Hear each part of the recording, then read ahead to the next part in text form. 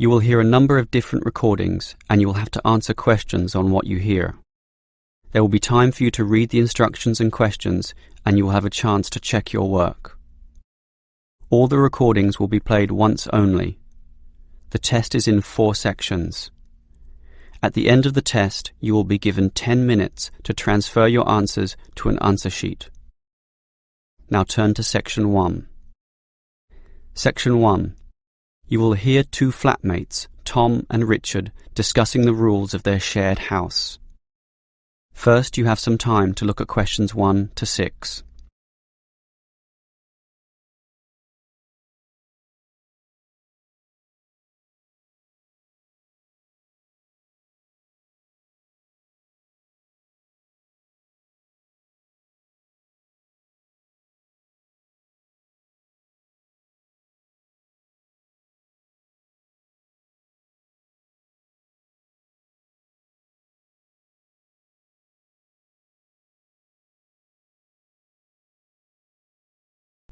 Now we shall begin. You should answer the questions as you listen, because you will not hear the recording a second time. Listen carefully and answer questions 1 to 6. Richard, as we discussed before with this extra bedroom in the house, we should advertise for another tenant, but I think we've got to establish rules this time. We already have 2 rules about the rent money. Remember? We pay on the 5th and expect full payment with no excuses. Sure, but I mean additional rules, apart from those 2. Okay, there's certainly no harm in that. Remember the problems we've had with people in the past? I think we should learn from those bad experiences. You may have a point there. For example, you know that I like cooking, so I can propose a kitchen rule straight away. Every tenant must clean after use. We shouldn't allow what happened last time. You mean that guy who left all his dirty dishes piling up and food on the floor? Clean after use. We should write that down. I'm happy with that. And not only clean, but they also have to tidy up. We can't have them cluttering up our very small kitchen counter. I'm with you there. That will make life far more manageable. So, tidy up is our second cooking rule, let's say. And now, can I tell you what really annoys me? Sure. Dirty tenants. Those who just allow dirt and dust to build up around the house and don't care less. We've got to have a strict rule prohibiting that. What about a cleaning roster? We can make a list of everything that we expect to be done. Carpets vacuumed, furniture dusted, toilet cleaned, and so on. And everyone is required to take turns. First my turn, then your turn, then the third tenant's turn. This spreads the load so we can keep the apartment very clean. I'm happy with that. Otherwise, one person will be working harder than the others. But how often do we do it? Every day, twice a week, or once a week, or what? Every day. What do you think? Too often, I would say. Well, every 3 days then. I don't know. We're all busy with part-time jobs and study. I'd say that once a week is good enough. It's probably what most households do, anyway. All right. Let's run with that then. As long as we do clean regularly and well. Okay, are there any other rules? What about music, loud TV, that sort of thing? I want absolute quiet at night because I go to bed early in order to get up early for my job. So, why don't we say no noise after, say, 11 at night? Earlier than that, 10 p.m. That's consistent with most rental properties, and no overnight visitors either. You're right. That caused a lot of problems when the last tenant brought his drinking buddies in for the night. So, we prohibit late night noise and overnight visitors as well. That sounds good to me. Before you hear the rest of the conversation, you have some time to look at questions 7 to 10.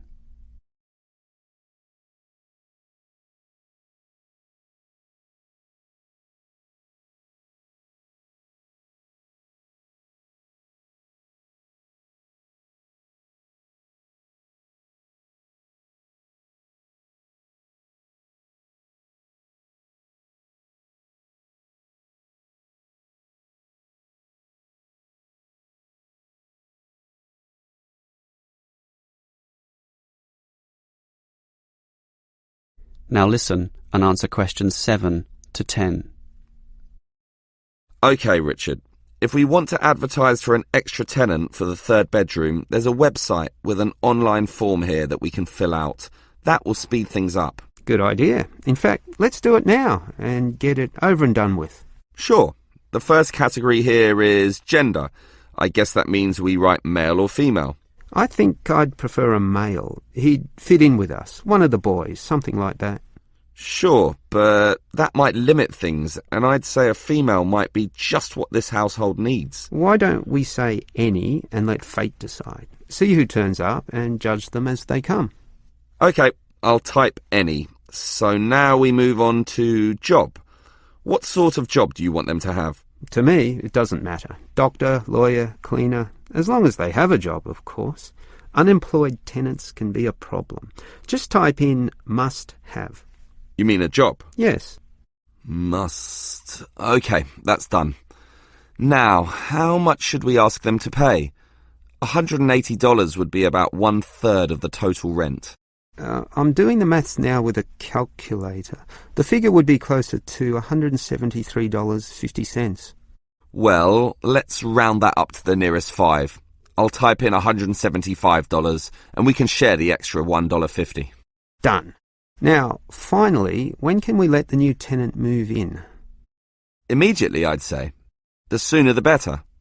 Type in immediately. But I'm busy this week with my job, so I'm not in the mood to interview tenants right now. And anyway, we've had just you and me for so long, what does another couple of weeks matter? So, when would you like the tenant to move in then? 1 week from now? Beginning of the month, March 1st? Later. Give it another 4 days at least. March the 5th is better for me. Okay, I'll type that in. It should be fine. Any later than March the 8th and I'll be too busy with my exams. And that's about it. That is the end of section 1. You now have half a minute to check your answers.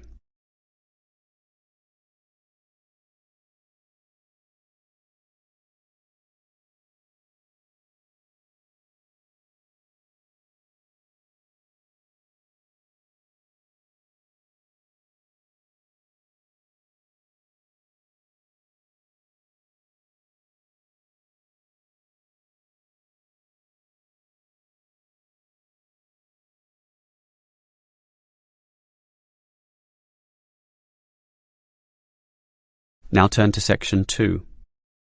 Section 2. You will hear a police officer giving a lecture to some overseas students about ways to minimize risk in public. First, you have some time to look at questions 11 to 17.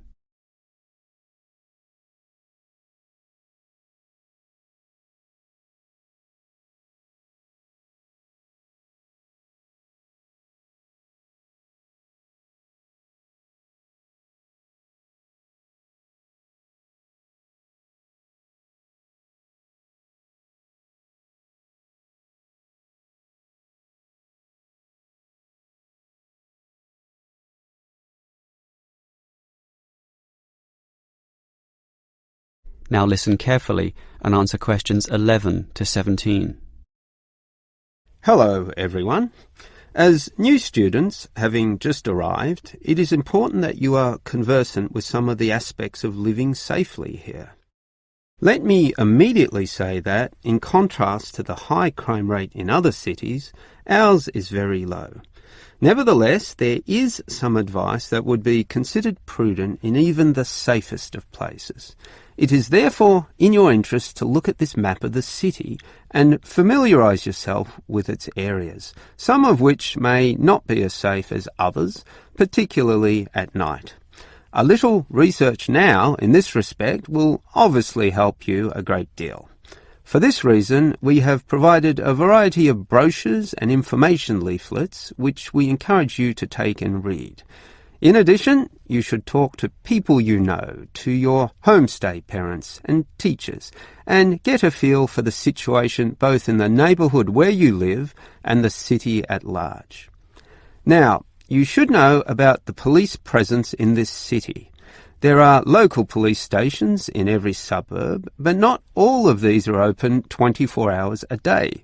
For that, you need a main station, of which there are many, and you should familiarise yourself as to the location of the one nearest to you. Moving on, many of you might like to go out at night. So you should also familiarise yourself with the public transport system. It could put you at risk if you are wandering around lost in the late hours of the night, particularly if you are a woman. Our city has a fairly good public transportation system, but not all of it operates necessarily to late hours. For this reason, you can avail yourself of the special late-night buses known as night birds, which operate along most major routes.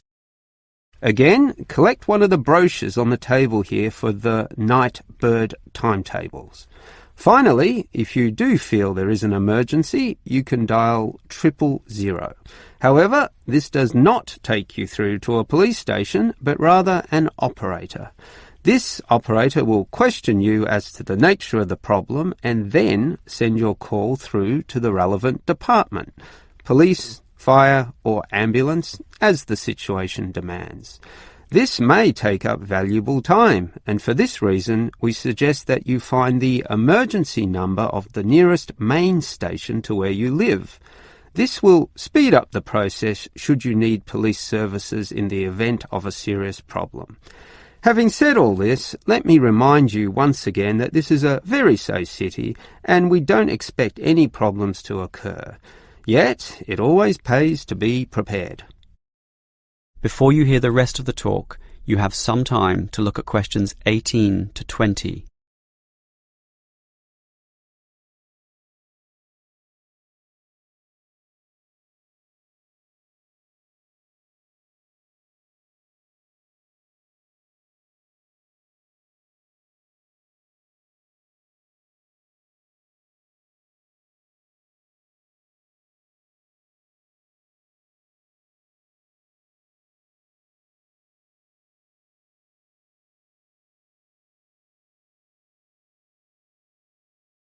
Now listen and answer questions 18 to 20. On the same subject as being prepared for problems, it is a fact that the police cannot cover every part of the city at all times of the day.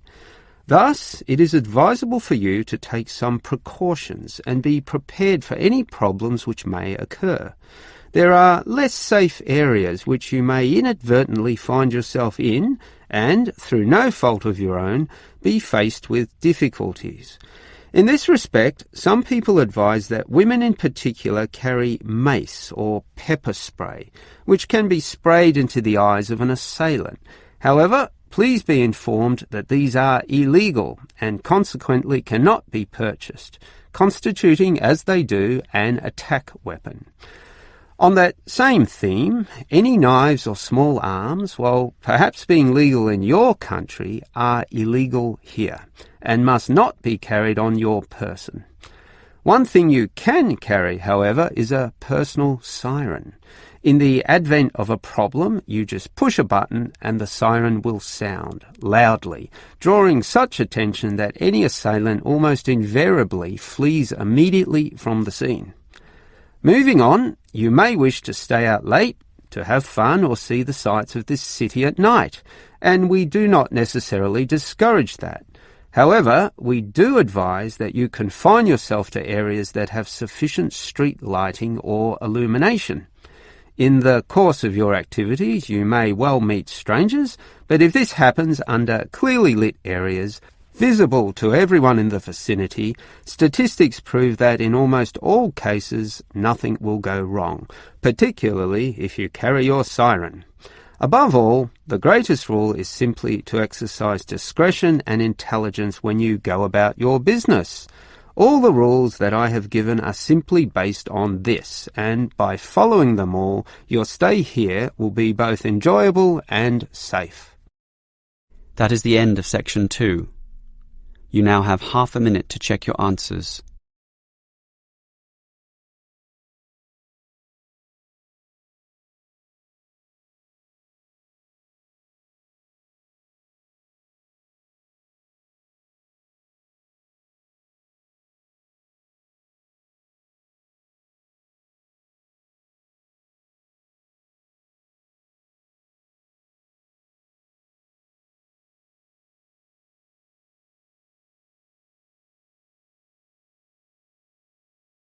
Now turn to Section 3.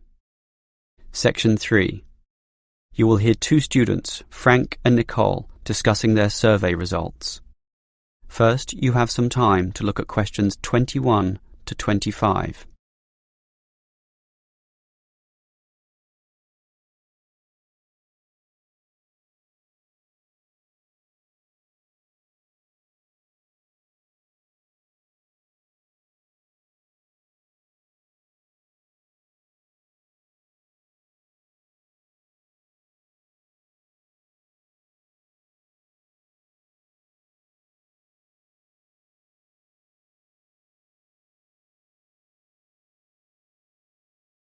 Now listen carefully and answer questions 21 to 25.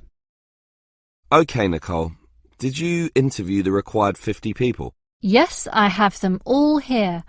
I had intended to talk to over 50 actually, but I could only talk to 46 in the end, all students from the university. It should be fine for our purposes, and it was interesting actually to hear what they said. I was hoping for 50 to make a round number. Better for statistical purposes, but 46 should be okay. I think so. What was interesting was that many of them were not happy with the staff here. Really? What proportion? Well, 1/4 of them said the staff were okay, and another 10% said they were good, which together makes about 1/3. So basically the rest of the people I interviewed weren't happy in this respect. So, what was the main cause of complaint? Well, it's rather mixed. A lot of the foreign students complained about the homestay accommodation and the attitude of the homestay officers when dealing with these issues. Most of the foreign students said this actually, but the bulk of the mainstream students had concerns with the attitude of the teachers. It seems they feel the teachers don't care enough, and facilities weren't that important, relatively speaking. I think the teachers here are okay. Don't you think so, Nicole? Personally, I'd say most of them are fine. But obviously there are a few I'd say need to improve in their commitment to helping students. Oh, not many though. Only about 10% maybe. More, I'd say. At least 1/3. Wow, Nicole, that's a bit harsh. That many? I'd say 90% of the teachers here are fine. I think I definitely disagree there. Well, whatever the case, the university seems to have some problems. Who should we inform about these findings? The course convener. He runs our programme.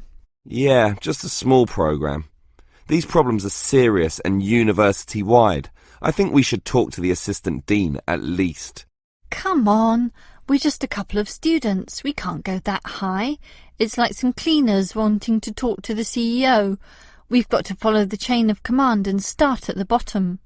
Okay, the course convener it is. Before you hear the rest of the conversation, you have some time to look at questions 26 to 30.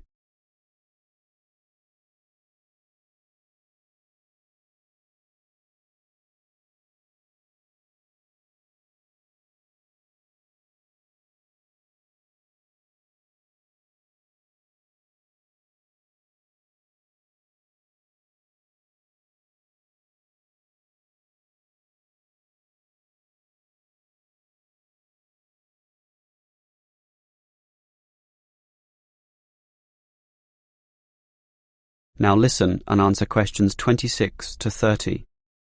So, Nicole, can you explain the technique you used for interviewing people? Every time I try interviewing, I seem to encounter problems, and yet you managed to interview so many people so quickly. What's the secret? It's really quite simple. Let me explain it all. The first step, and this is probably the most important point, is to select the position or the location where you're going to do the interviewing. It's got to be a good one. For me, it was the university cafeteria at lunchtime, where people would be relaxed, have time, be sitting down, and be more willing to speak. Ah, clever. But that leads to the next point. Everyone's in a hurry these days, so you've got to immediately confirm that they can in fact spare some moments to answer your questions. There's no point starting and then having them rush off in the middle of the interview. It just ruins everything. Yeah, that's happened to me a few times, actually. And then it's equally important to carefully outline why you want to talk to them in the first place. Some people might think you're a salesman or a busybody or some nutcase from a religious cult. They have to know the purpose and trust you. Now, part of that trust involves guaranteeing that the information will be kept in total confidence. And for that reason, I show how we don't take down names or any personal data. After that, you're ready to begin, but sometimes they're not won over or not ready to give you the time, in which case you remind them about how their information can actually improve life for all students, and that they are actually serving the purposes of everyone by cooperating. Right. Make it seem like a noble cause. It is, in a way, but the last step is not so noble at all. I just offer them a payback, usually a scratchy lottery ticket, if they promise to answer all the questions. Everyone dreams of scratching one of those tickets and winning $1 million, so that makes them do everything you want. Aha, very clever. That is the end of section 3. You now have half a minute to check your answers.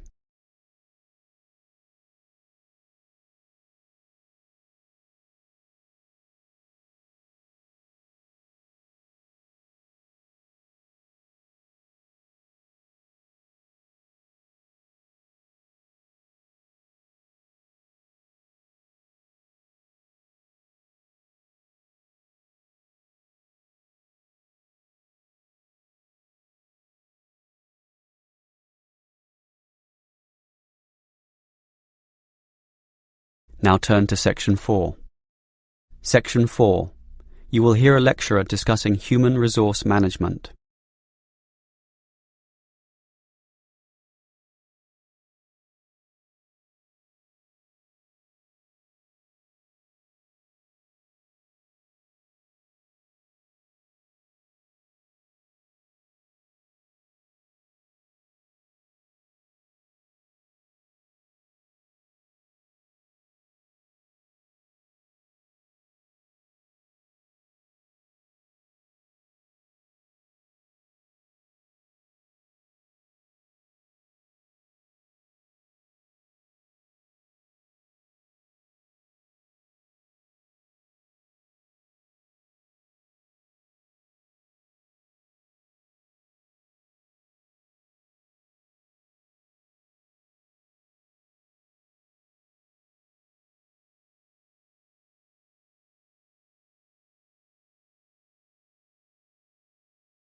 Now listen carefully.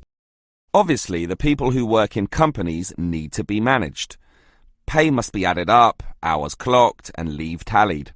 This is known as hard human resource management, or hard HRM.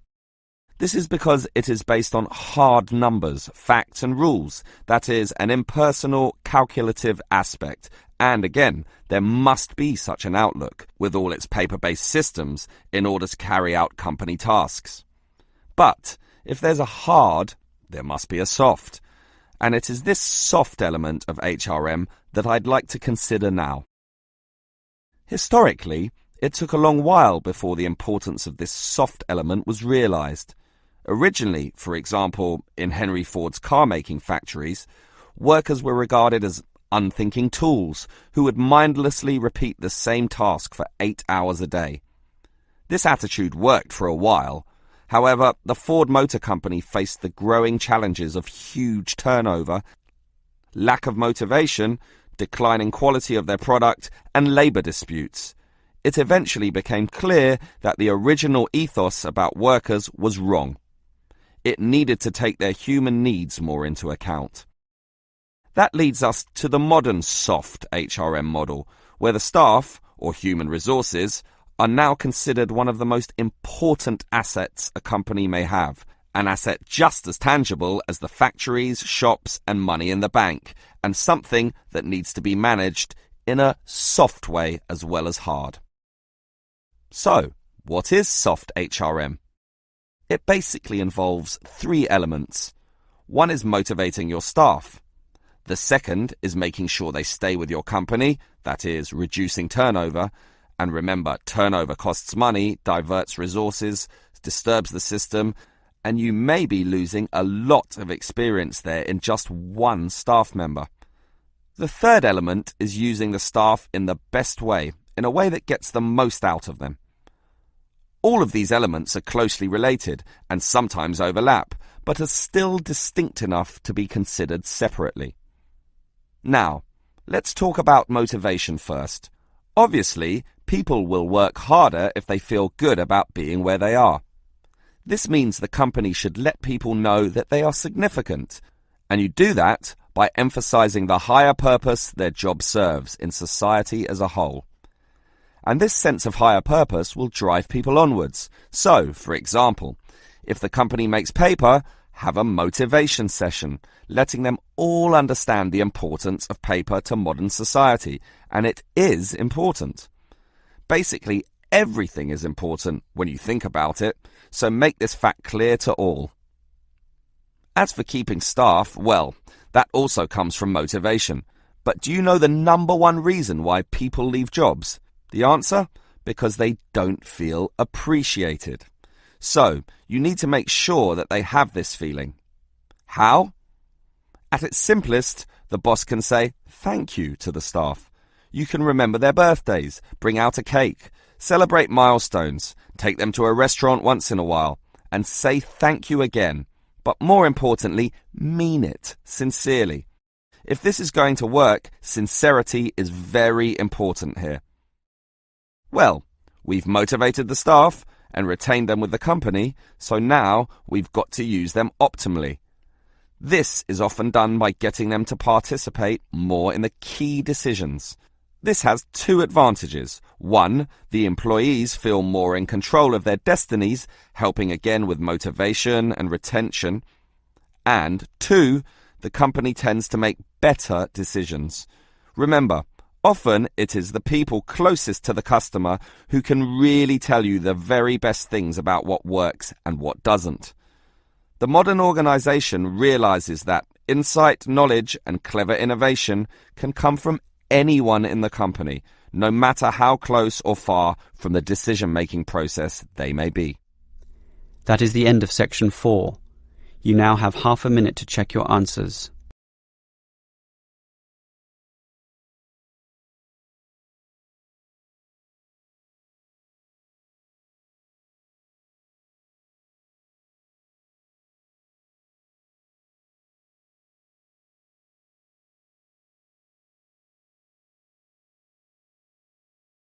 That is the end of the listening test.